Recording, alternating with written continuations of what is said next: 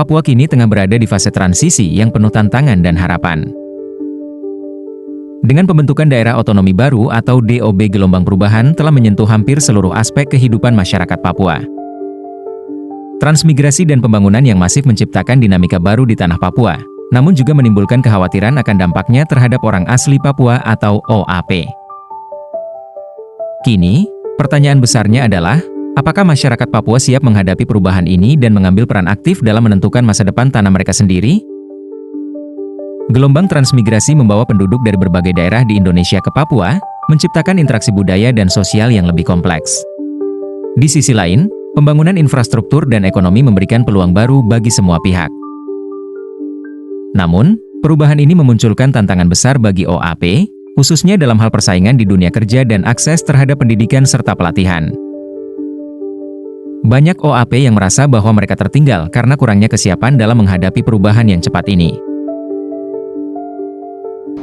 Terima kasih teman-teman kesekian kalinya, tapi saya sudah sampaikan di DPR 2 kali pada rapat kerja minggu lalu dan kemarin.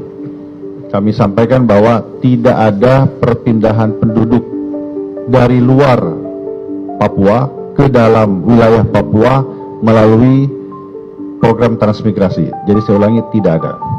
Jadi saya juga memohon kepada pihak-pihak yang mencoba untuk memanaskan situasi dengan mengatakan bahwa akan ada eksodus besar-besaran dari luar Papua ke Papua, itu tidak benar.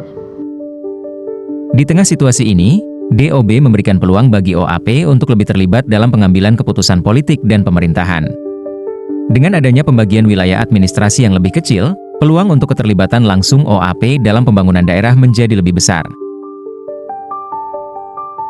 Namun, peluang ini hanya dapat dimanfaatkan jika ada peningkatan kualitas sumber daya manusia di kalangan OAP. Pendidikan, keterampilan, dan akses terhadap pelatihan menjadi kunci penting dalam memastikan bahwa OAP tidak hanya menjadi penonton, tetapi juga pelaku utama pembangunan di tanah mereka sendiri.